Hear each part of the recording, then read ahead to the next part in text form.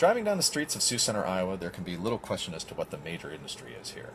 You'll pass by Hog Slats Inc., you'll pass by the Farmers Cooperative Society silos, which are behind me, and on the other end of town you'll go by the Tri-State Livestock Auction House. This is an agricultural center, and if the sights don't prove it to you, the smells will.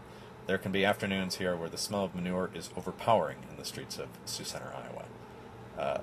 That said, remember that agriculture in the United States is much different than it was 20 years ago. It has become more high-tech, and in some ways more enmeshed in the society than it has been in a long time, in the way of ethanol and ethanol subsidies, which are very big topics here in Sioux Center.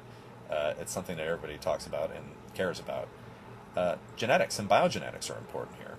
There are reportedly more cloned cattle in Sioux Center, Iowa than in any other city in the world. That's a difficult claim to prove, obviously, but the fact that it's even made shows how important that issue is here. Beyond the hay bales, though, it's important to remember that Sioux Center isn't just an agricultural center.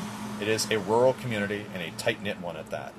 This is the kind of place where people keep their doors open at night, and the idea of bowling alone, Robert Putnam's famous phrase about how Americans are spending less and less time with others in their community, is laughable.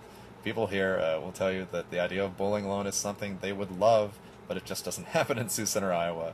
That's not the kind of place Sioux Center is. Values are a big issue here.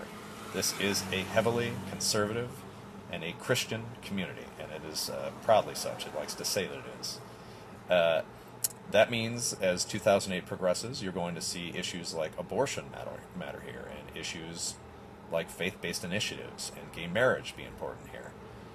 It's something to watch as the campaign progresses. One last thing to note, Sioux Center, like a lot of other rural communities, has lost a lot of its younger population. Kids here go off to college, and they either go on to another city or they just don't come back. And that has left something of an employee shortage here. Unemployment here is about 2%. And those jobs are being filled increasingly by illegal immigrants. It's worth noting because in a town of about 6,700 people, that's 90% plus white, illegal immigration looks to be an issue in 2008. And the fact that that's true, I think, shows how big an issue, potentially, illegal immigration could be in this coming campaign.